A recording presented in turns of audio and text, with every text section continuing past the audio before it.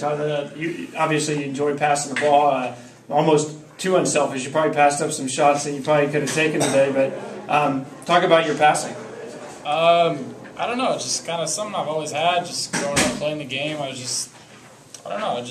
I always played. Growing up, I played on really good teams. Like as I was younger, so I had guys that were better scorers. So I kind of just found a niche at a young age as being a good passer, and it's kind of continued with me as I've gotten here. Mike, he did not pass up one shot. I like those assists. Yeah. He was not too unselfish. I saw a couple. I don't know that there's a chance to be too unselfish when you're trying to play the way we want to play. Okay. It gets caught. Everybody gets the fever. I'm going to give him the green light to shoot once more. I'm content passing the ball as long as we win. Coach, after the last game, to see James come out the way he did, what was different about his demeanor? Anything changed today, or was it just? Well, I mean, James is affected a little bit when the ball goes through the hoop. I mean, that affects him a little bit. It affects his energy. It affects everything about it, and that's not unusual for scorers. You know, it affected Orlando at UOP when he wasn't making shots and he was frustrated and had him stand, and Orlando finally got aggressive enough and went to the rim and took the game over going to the rim. Well, Orlando came out being more aggressive at getting to the rim. Okay, it was really good. He didn't shoot the ball well the first half, but he took over again. Orlando's starting to become a second-half scorer, none of the first-half scorer. What did we have, 18 out of none in the first half? Mm-hmm. And 17 out of Orlando in the second half? So, I mean, that's all right with me. If they want to give me 18 from one of them in the first half and 17 in the second half, we'll take it. James's energy was really good. We need him to continue to be more active on the glass and rebounding. That's a big challenge for him at both ends of the floor. We need it because we play small ball and we need that.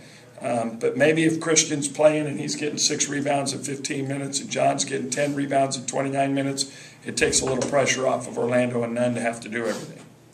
Coach, you talked about how Irvine usually wins and loses their games. This is kind of like your formula for success. You get your 2 big players to score 20-plus points, and then you get some nice contributions from John and Joyner with a couple of big threes in the second half. Yeah, if you're really looking at the formula for us, right now the formula for us is when other guys hit shots, we win.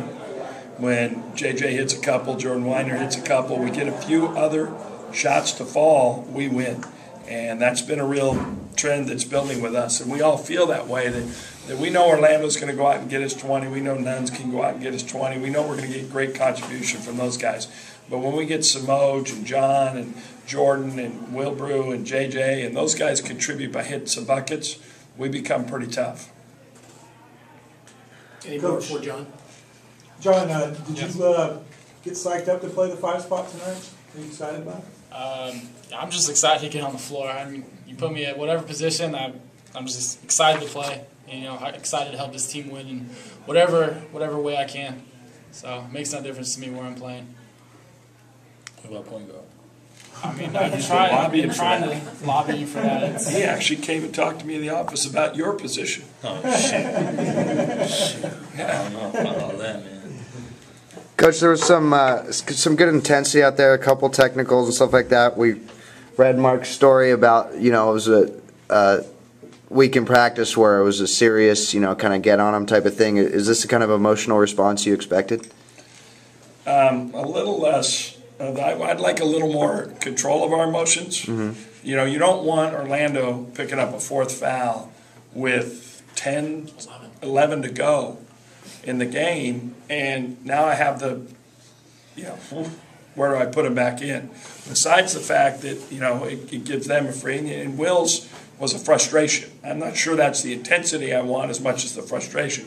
Orlando's was more of an explosion on a dunk and the little frustration I probably had of both of them on it, along with the intensity. I want them to play with fire, but I want to control the fire and not have the fire control us. And we don't want silly tees that put technicals that give you a personal foul that now you're 4 and I got to sit you down. I do like the fact that we were able to get him back in at about the 8-minute mark, and he played foul-free the rest of the game and still contributed and competed and rebounded. It was aggressive trying to go to the rim, and I was really pleased with that part. I'm going to let John take off. Thanks, John. Orlando, talk about the second half.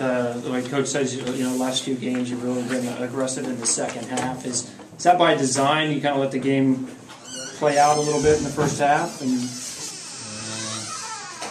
Don't get me wrong, I like to do it the whole game, but I guess like in the second half, I feel like my attention is just like that much better, I guess, and coach is just that much more on me. So I gotta make sure I come through for him.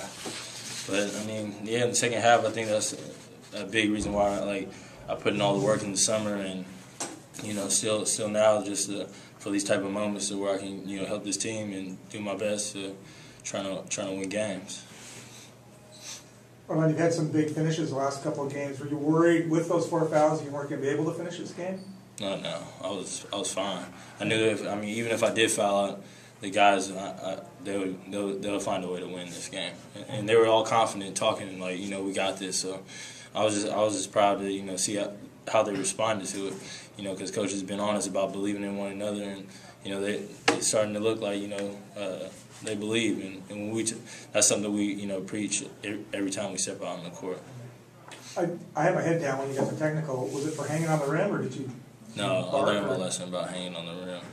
It's more of I was just loud, yelling at the guy. I didn't see him right there. Actually, I did. I'm lying.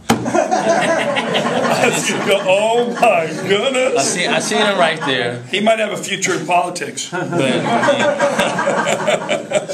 yeah, so I mean, but that wasn't a smart play on my behalf, and coach let me know. So I'll make sure I won't do that in the future. Coach, teamwork was pretty evident tonight with the amount of assists. Can you talk a little bit about that and maybe how teamwork's progressing throughout the season? I think it will progress. I mean, we have a tendency at times to watch a little bit when the ball gets in Orlando or Nunn's hands and sticks a little bit, and guys pretty content sitting around watching them play. We need more ball movement, more man movement. I thought we had both of those tonight. In the first half, we had 13 assists for 15 buckets. That's a pretty good number. For the game to end up with 21 assists, that's a good number. And that will be indicative of how good we can be this year, is if we move the ball and we score off of the pass versus off the dribble. Most of the time, that's going to be a good thing for us. I have a thought on Saturday's game, since we won't see you tomorrow. Just trying to build the momentum back, get this thing turned around, and tonight's step one. Yeah, I mean, we've laid a few challenges out to the guys in terms of restarting our season and getting ourselves out of the gate now and start playing the way we're capable of and building. And you have to give a lot of credit to these guys in terms. There's a lot of expectations on us, and sometimes expectations affect everybody a different way. And so carrying the weight of those expectations have not necessarily been an easy thing for us. And so what we're trying to do is remove a little bit of that pressure, get ourselves to where we're having more fun. I apologize to the guys after the game that I actually was more relieved than happy. And we got to get back to where we're having fun with it, and we're enjoying it, and we're happy with victories, and we're happy with when we do things well, rather than living in the negative of it. And that pressure can bury you, Mike. I mean, we've seen teams go south. They can't handle the pressure of having to succeed. I'm really pleased we don't let one loss lead to another. And so now our challenge is to come back and put a good performance on the floor against Riverside, make sure we're ready to play, get another win at home, and get ourselves healthy heading into the next week, we hope. Any more for Orlando? Thanks. Orlando.